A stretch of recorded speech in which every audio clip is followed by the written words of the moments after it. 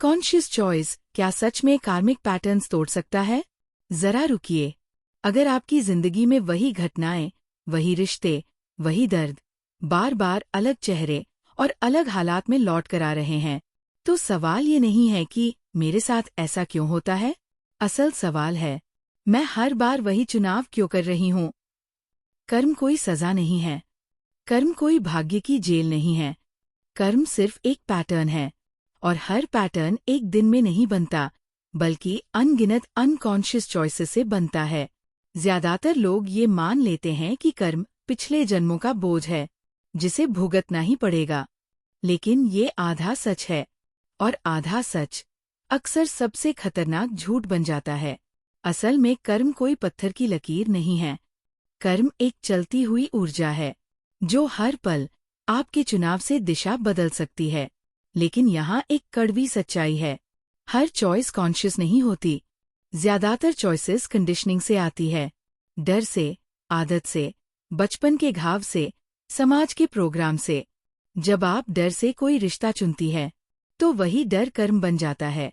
जब आप खुद को कम समझकर चुप रहती है, तो वही चुप्पी आपका कर्म बन जाती है। जब आप बार बार खुद को छोड़कर दूसरों को चुनती है, तो त्याग नहीं, वही आपका कार्मिक लूप बन जाता है। अब समझिए इस बात को गहराई से। कर्म कोई बाहरी ताकत नहीं है। कर्म आपकी इनर स्टेट का विस्तार है। आप जैसी सोच में रहती है, जैसी भावना में जीती है, वैसी ही रियलिटी बार बार सामने आती है। और यही वजह है कि बिना जागरूकता के किया गया अच्छा कर्म भी कभी कभी दुख बन जाता है, क्योंकि सवाल कर्म का नहीं, चेतना का है।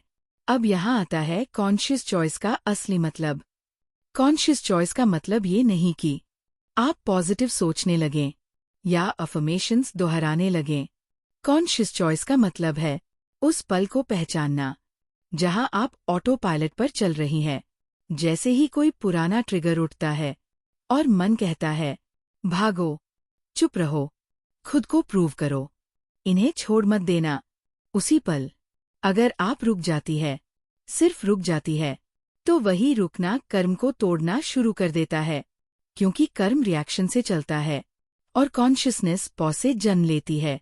जब आप तुरंत रिएक्ट नहीं करती, जब आप पुरानी आदत के हिसाब से जवाब नहीं देती, जब आप वही पुराना रास्ता नहीं चुनती, तो आप कर्म की चेन में एक गैप डाल देती है, और वही गैप मुक्ति का द्वार है। अब एक गहरी बात समझिए, कर्म टूटता नहीं है, कर्म डिसोल्व होता है। जैसे बर्फ आग में नहीं लड़ती, बस पिघल जाती है, वैसे ही कार्मिक पैटर्न तब डिसोल्व होता है जब आप उसे बिना जजमेंट देख पाती है। जैसे ही आप कहती है, ओह, मैं फिर वही डर से चूज करने वाली थी, ओह, ये मेरा पुराना अबैंडनमेंट पैटर्न है, ओह, ये मेरी कंडीशन साइलेंस है। बस यही सीइंग सबसे बड़ा कॉन्शियस एक्ट है। यही पर ज्यादातर लोग गलती करते हैं। वो खुद से लड़ने लगते हैं, खुद को बदलने की कोशिश करते हैं, खुद को ठीक करने भागते हैं। लेकिन कर्म को ठीक नहीं किया जाता, कर्म को देखा जाता है। और जब कुछ पूरी ईमानदारी से देखा जाता है, तो वो अपनी शक्ति खो देता है। अब एक सवाल उठता है, अगर कॉन्शियस चॉइस इतनी ताकतवर है, तो सब लोग क्यों नहीं कर पाते? क्योंकि कॉन्शियस चॉइस अनकंफर्टेबल होती है। पुराना पैटर्न familiar होता है, चाहे वो दुख दे, पर जाना पहचाना होता है।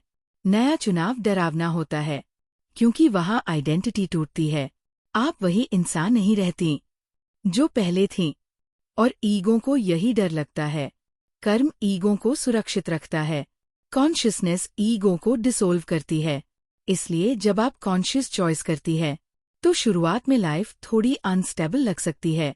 रिश्ते बदलने लगते हैं, पुराने लोग दूर होने लगते हैं, अकेलापन महसूस हो सकता है। लेकिन ये पनिशमेंट नहीं है, ये डिटॉक्स है।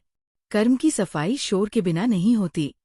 और धीरे धीरे जब आप बार बार वही अवेयरनेस लाती है, तो आप नोटिस करेंगी, वही सिचुएशंस अब उतनी पाव नहीं रखती, वही लोग अब उतना ट्रिगर नहीं करते, वही घटनाएं अब आपको तोड़ती नहीं हैं। क्योंकि अब आप कर्म के अंदर नहीं हैं, आप कर्म को देख रही हैं।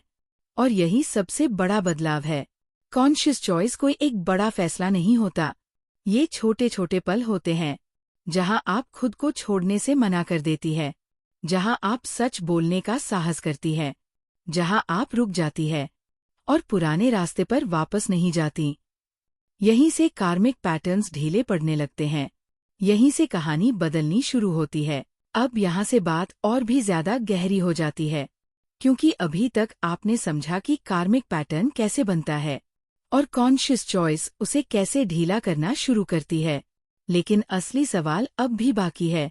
क्या हर कर्म टूट सकता है, या कुछ कर्म ऐसे होते हैं जो साथ लेकर ही आए हैं? सच सुनना चाहेंगी? तो जवाब है हाँ। कुछ कार्मिक टेंडेंसीज बहुत पुरानी होती है, इतनी पुरानी कि वो आपके पर्सनालिटी का हिस्सा लगने लगती है। लेकिन ध्यान रखिए, जो पर्सनालिटी का हिस्सा लगता है वो भी देखा जा सकता है, और जो देखा जा सकता है वो आप नहीं हो सकता। यही वो बिंदु है जहां ज्यादातर स्पिरिचुअल टीचिंग्स रुक जाती है, और यहीं से असली मास्टरी शुरू होती है। कर्म दरअसल मेमोरी है, शरीर की मेमोरी, मन की मेमोरी, भावनाओं की मेमोरी। जब कोई अनुभव अधूरा रह जाता है, जब कोई दर्द पूरी तरह महसूस नहीं किया जाता, तो वही अनुभव बार बार लौटता है ताकि पूरा हो सके। कर्म बदला नहीं चाहता, कर्म बस कंप्लीशन चाहता है। और कंप्लीशन रिएक्शन से नहीं आती, कंप्लीशन आती है प्रेजेंस से।